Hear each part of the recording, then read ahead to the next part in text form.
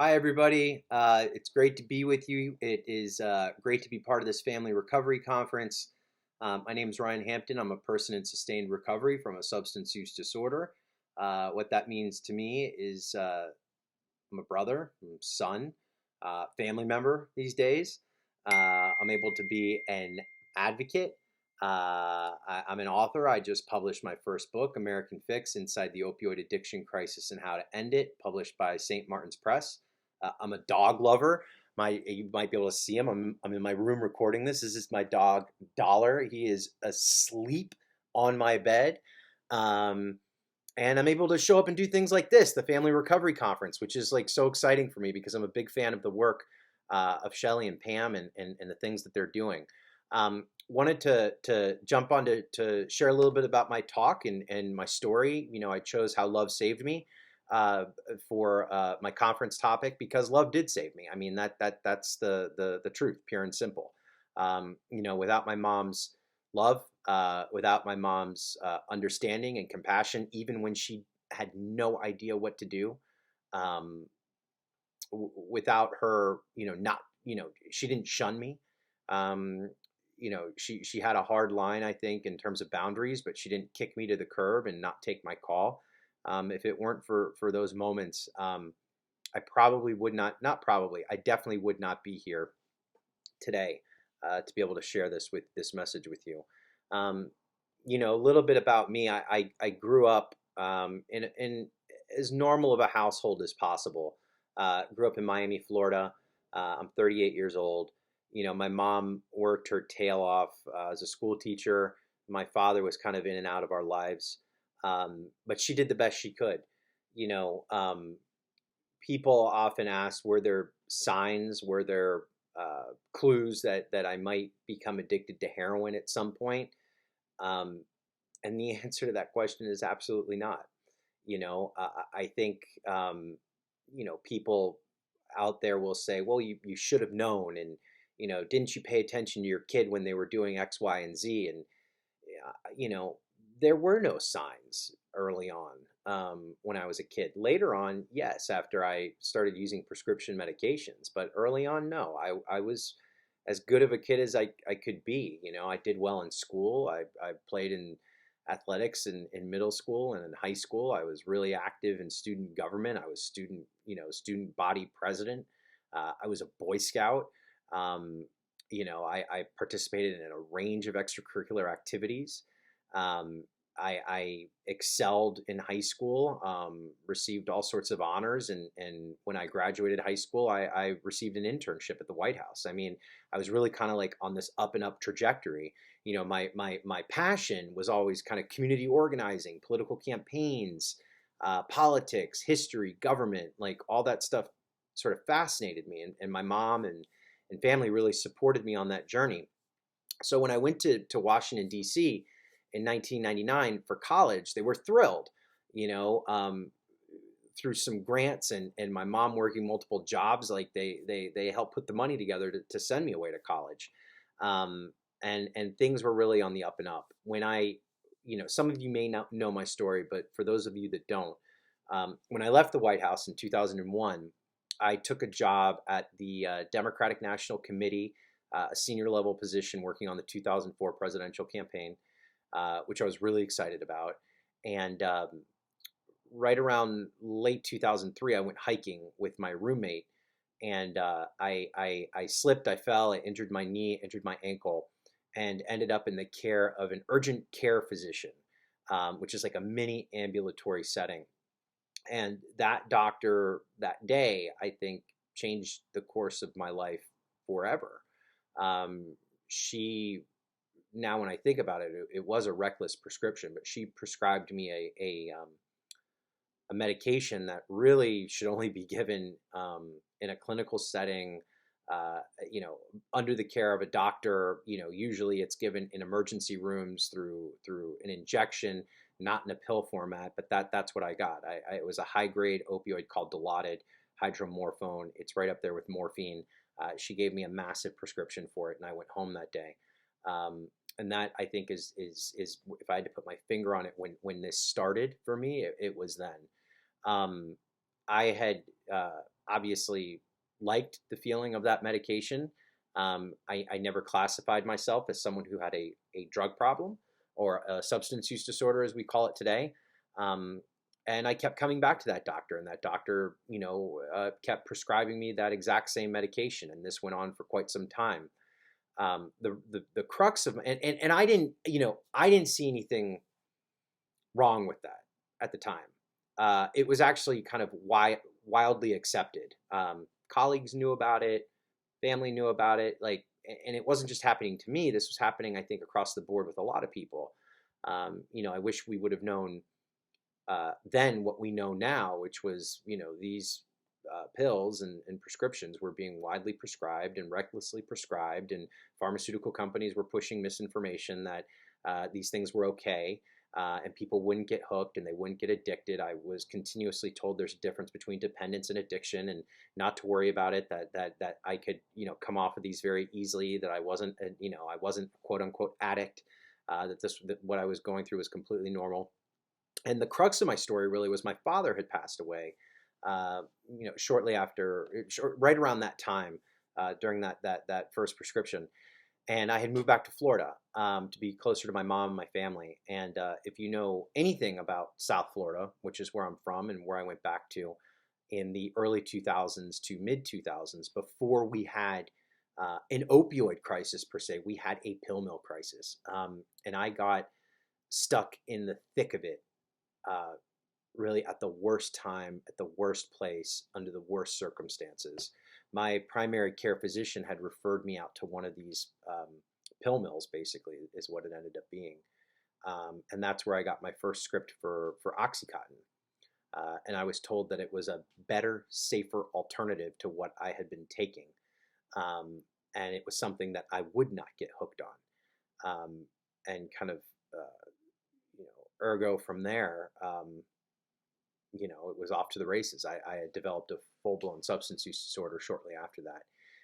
Looking back, my mom knew I was on the medications. I certainly knew, family knew, but it was accepted. I mean, I wasn't really exhibiting the full display of addiction and ravaging consequences that come with it until a couple years later. I do remember, though, my mom and I were talking about it just recently.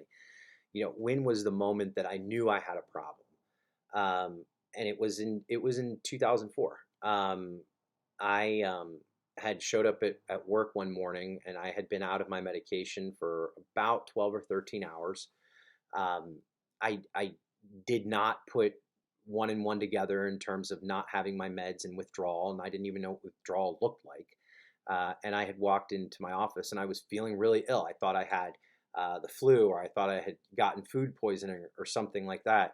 And as the day progressed, things got worse and worse, physically for me. And I went into the bathroom towards the midday and splashed some water on my face and looked at the mirror. And I started to connect the dots and said, maybe this has something to do with me not taking my medication. And could that be? And I rushed back to my desk and I started, looking online to see if this was possible, and if this is what I was experiencing. And sure enough, that is what I was experiencing. I hadn't taken my meds in quite some time, and I was going through withdrawal, and I felt terrible. And I can remember that exact moment. There's not many things I can remember about, my addiction. I remember some real key moments, and this is one of them. I can remember where I was. I can remember what time of day it was. I can remember exactly how I was feeling. I can remember looking at myself in the mirror. I can remember, the light bulb go off in my head that I had a problem after kind of looking at this. And I can also remember my first thought, which was not, I need help. My first thought was, how do I get better? How do I get well? How do I make this feeling go away? Because it is that awful. It's something I wouldn't wish on my worst enemy. And I was just at the cusp of it. And from there on, started my downward spiral journey into full-blown addiction, opioid addiction, that eventually led me to heroin. it took a little bit of time, I think, for my mom to realize that I had a problem. People ask her all the time, I think these days, like, well, didn't you see the signs and symptoms of like Ryan, going downhill and having this problem, and when he was younger, like, didn't you know, like, we should know, like, pay more attention to your kid. My mom, I was not a kid who had a lack of attention as a child. My mom paid plenty of attention to me. My mom did everything right. My mom took me to get all my shots and my vaccines, and the after school clubs and lunch clubs, and reading to me at night, and asking me how my day was, and always trying to have an open conversation with me. And you know we were she wasn't just my mom, and still today, I mean, she's like my best friend, and we had a very close relationship. We didn't really keep too many secrets from each other. Um, and it wasn't this closed door policy at my house. These were things we should have been able to talk about, but there were no signs early on. But as time progressed, and in my later years, um, those signs did start to show up. I started losing jobs. I started becoming unemployable. I started, missing rent payments. Started running out of money. Getting into car accidents, things like that. And my mom was terrified, and I can never forget. Another one of those moments was in 2006, when I was really kind of digging my way towards a bottom, a really bad bottom, and I sat down and said I need help. I'd gotten to a point where I needed help. Everyone around me kind of knew I needed help, and that things were going south for me, and I had to rely on my family for help, and I asked for that help, and I sat down with my mom, and we had that conversation, and she said, "What?" I mean, she was broke down in tears. What whatever we need to do as a family. I don't care what people think. I can remember her telling me that. Let's find you help. Let's find you where to go. Let's get you somewhere. Let's fix this problem. And that's what she did that night. The problem, as many of you probably still know exists today in 2019, and this was back in 2006, was, okay, I was ready for help. I wanted help. Family wanted to help. Mom wanted to do everything she could to help me get better. She had no idea where to turn. No idea where to turn. I had no idea where to turn. At the time, there was, all we knew about it was this show called Intervention, which was on A&E, and some 800 numbers that they had put up at the end of the commercial, or at the end of the film every time, and a website on where to go for resources. That's all we knew. It's all that had been put in front of us in the media. It was all that the treatment that was available was as good as what you could find on Google. You couldn't walk into a hospital room. You still can't walk into an ER room in most places in this country and say you have a problem and get a qualified referral somewhere. So that's where I ended up going the first time. I went to a place in Palm Beach County, Florida, that was featured on Intervention. And both my mom and I I mean, we met with the people, and they had guaranteed my mother that stay at least 30 days, and I had an 80% chance at kicking addiction, and that they would take good care of me, and that these were professionals that were featured on television, and they're the best of the best. And we bought the bill of goods, and my mom paid a lot of money to put me into that first rehab, money that she did not have. She took out credit card loans and mortgages and all those things, and sent me away for 30 days up the road, basically, because I was in Miami, and this place was in Palm Beach. And needless to say, if there's any advice I can give anyone that's listening or watching, just because a rehab facility is on television or has been featured by a celebrity, or a big name has gone there, or a celebrity owns it, does not make it qualified to send your loved one to. This was not a very qualified place. now knowing what I know, looking back at it. And I don't think it's a surprise to anyone that I left, and I did not stay sober. I had a really hard time, and things actually got worse from there. You know, between that time of 2006, which was my first attempt at rehab, and 2014, which was my last attempt where I found sustained recovery, um, things got really rocky with my family, with my mom. Uh, my actions were, well within the scope and depth of someone who is, in a full blown addiction. Um, there's a lot of things I did that I was not proud of. I wasn't the nicest person in the world. Um, my mom had a really hard time dealing with it.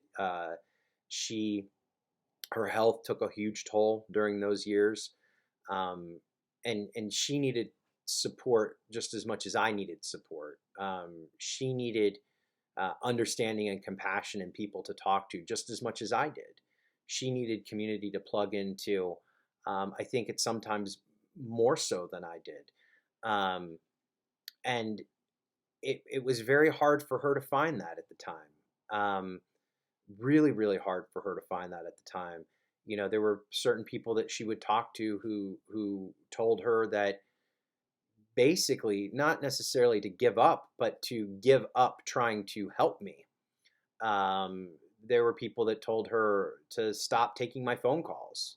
There were people that told her to just let me figure it out on my own, and to kind of cut me off and kick me to the curb.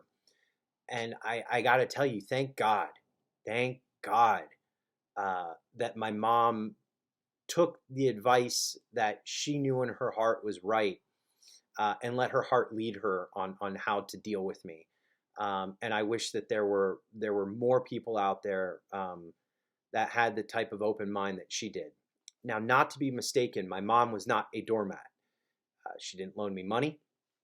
I was not allowed at her house for quite some time. I didn't have a key to her house. I did not sleep on her couch.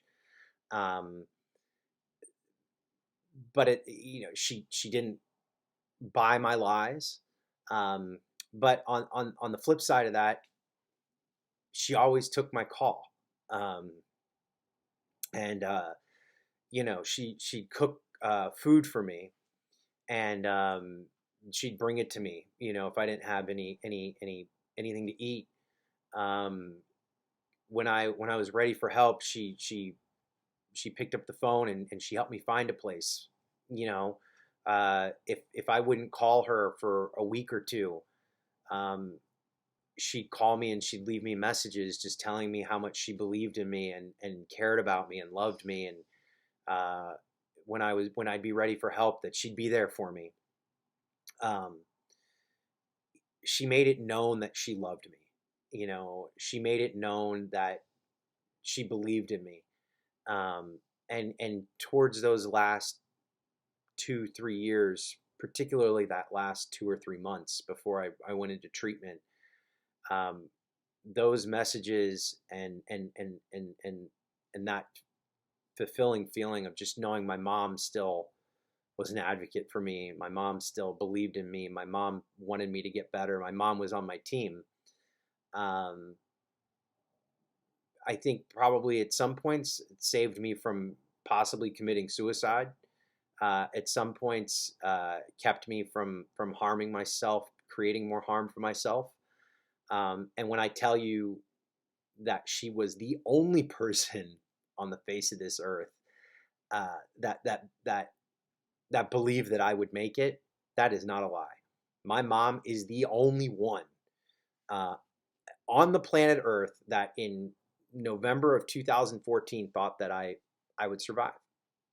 When I got help this last time, she begged me, please get help. She had a very hard line on what she would and would not do. She was not in a position to put any more money out, to send me to treatment. I'm sure she did have some, and could have gone out and mortgaged another, another and put another mortgage on the house, opened more credit cards, but um, she was at a point where she couldn't do that anymore. It was almost like this she was in a self survival mode with her own finances. But she did help me make phone calls to facilities. She did help me seek out public assistance. She did become, I guess, every person with some sort of a healthcare problem needs that is unable to make decisions for themselves needs an advocate, needs a patient advocate. She became my number one patient advocate. Um, and because of that, on Thanksgiving Eve 2014, I was able to get into a place. I was able to get the support that I needed. I originally went to a detox facility that took Medicaid. And after 5 days there, after being detoxed, they didn't have a bed for me. So my mom helped me find a place that would scholarship me, and they needed that last $2,500 to I think it was $2,500 or $3,000 to keep me for 30 days, which was not bad given the exorbitant cost of treatment. And somehow she figured it out, and she said if he's going to stay there. And he's going to abide by some rules, and he's not going to leave, and he's going to participate, he's going to show up, and he's going to play his part. I will help him this one last time. And that was the last time I went to treatment. And I just celebrated 4 years. I didn't. I don't think I didn't plan on becoming an advocate. I didn't plan on writing a book.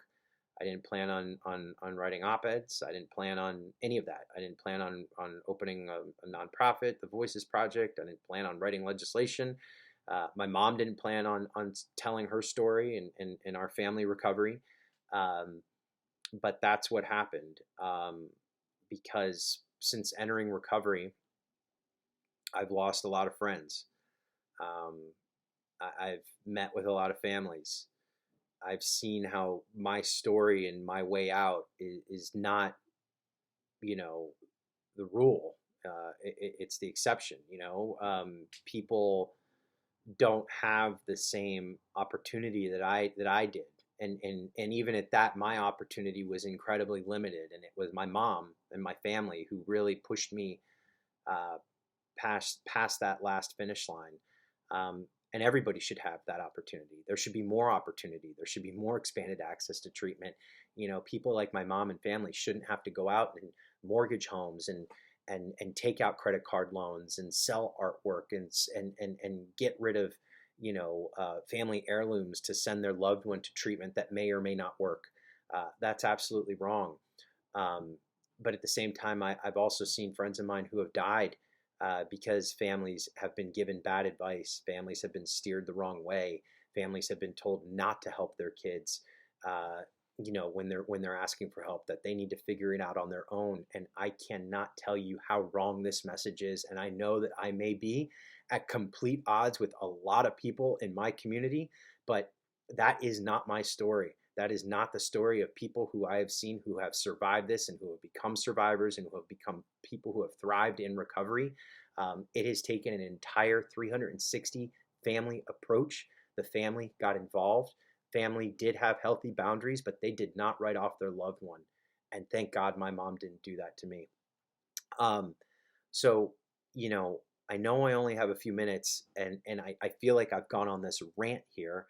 But hopefully this was the right format for it, and hopefully it's able to help somebody who's listening.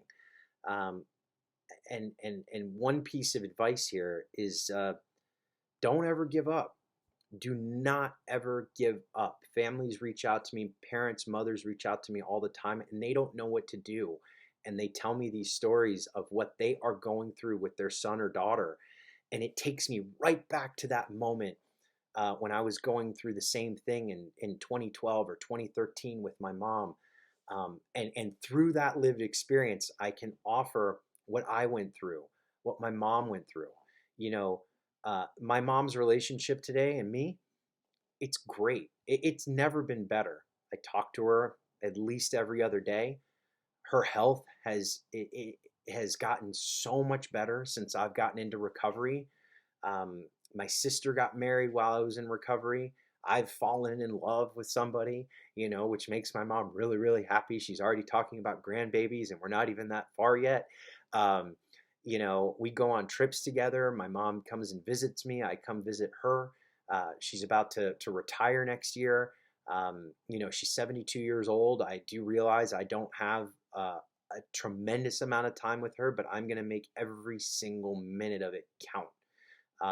One of the things that recently just happened with our relationship, and a few weeks ago, I found out my mom had a very serious uh, cancer, a tumor that has developed into cancer, and there was this huge kind of like shock when I found out, and um, we sat down and we talked about it and looked at all the options that were on the table, and really were able to approach it differently without a tremendous amount of drama, without a tremendous amount of unnecessary emotion and whatnot, because we both know that we've survived as a family things that have been way worse, quite frankly, and been through a lot, and that this would be okay. And our relationship and our recovery as a family has helped us kind of get through this process together and get to the other side. She just had her surgery yesterday.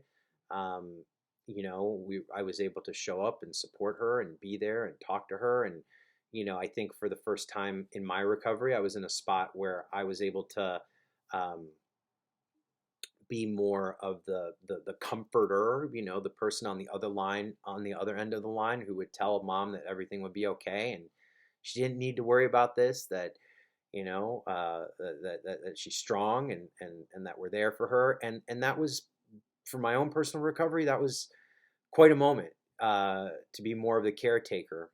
Um, and that's the types of things that recovery has done for me, and wouldn't have been possible had we have not gone through this as a family and really really approached my recovery with the compassion and the love, and had my mom have not shown up with me, meeting me with only but love. And I wanted to share that because it was a real turning point these last couple of weeks for me in my recovery, and I think in my family's recovery too. Before I leave you all today, I do want to share some stuff, some tips that I wish would have been available to me in 2006 when I first went to rehab, and available to my mom. And it's a couple of tips on like what to look for when you're looking for a rehab, or when you're looking for a medical facility to help treat your loved one who has substance use disorder or an addiction problem. The first one is when you call these treatment centers, when you call these rehab lines, or phone numbers you find in the phone book or online, always figure out who you're talking to. When you call, confirm that that person who answers actually works at that facility and doesn't just work as like a hotline operator, because a lot of these 800 numbers go through treatment aggregators and their hotlines, and the people who answer them aren't necessarily qualified to answer your questions. They're more salespeople. Make sure you know who you're talking to, and that you're talking to someone who actually works at the center that you want to call. The second thing I would say is take the name of the center and check with state regulatory agencies. Check online to see if there's been any complaints that have been filed against that facility, or staff members that have been worked at that facility. That's usually a really good indicator as to how that place operates. I always say this: beware when a treatment center offers you a bunch of free stuff. In most states, it's illegal for rehabs or someone who's a recruiter for a rehab to offer perks such as like free flights and rent and food and cash and things like that. Those are usually good places. Don't need to do that, and it's usually the ones that are not operating in the best interests of the patient that are offering those types of incentives. Good places usually don't need to offer those types of incentives. I would also say, find out if that facility offers evidence-based care. One of the big differences for me in this last go around for treatment, and I know there's a huge debate out there, was buprenorphine, medication-assisted treatment. I've been abstinent now for 4 years. But this last time at treatment was the only time I was ever able to have full access to medication assisted treatment. I was on buprenorphine. I was on Suboxone for that first part of my recovery. It did keep me in my seat. It did help calm my mind. It did. Is it a narcotic? Yes, it is. But did it keep me alive in that first part of my recovery? 100%, absolutely. The evidence doesn't lie. I know that there's debate on abstinence versus MAT. Look, MAT should be a pathway to abstinence for many people, just like it was for me. People cannot recover if they're dead. If your loved one is someone with an opioid use disorder, make sure at least the facility you're sending them to has that option. That is a decision that should be made with counselor, clinician, doctor, family member. Everybody should be at the table to see what is the best option for your loved one. All choices should be on the table. So I would make sure when it comes to opioids that those options are available at that facility. Some facilities don't allow it at all. In my case, that was not the best place for me to go to. And I'm glad that I was offered that option and that tool this last time when I went. And then the last thing I would say, this is a simple search that you could do online. Make sure the facility is accredited, right? Seal of approval from a place called CARF for the Joint Commission. It's not always a guarantee that it's a quality place, but it's also a red flag if the place doesn't have one. So that's CARF, CARF, or Joint Commission. And with that, I think I've used all my time for my talk tonight, or talk with you today. I hope I was able to open some of your eyes, and love did save me. And it's a message that I like to share because it's really, really important, and I think it drives right to the heart of my own personal recovery and the family recovery from the Hampton family, which is my last name. And if you'd like to reach out to me, feel free to reach out to me if you have any questions. You can go to ryanhampton.org. You can reach me on social media. I'm on Twitter at Ryan for Recovery. I'm on Facebook. Just look for Ryan Hampton. You could send me a message on there. You could also email me at info@ryanhampton.org. I'd love to hear from you. And thank you so much for joining this amazing conference. Thank you, Shelly. Thank you, Pam, for inviting me to be on. And just sending lots and lots of love to all of you. Thanks. Have a great day. Bye.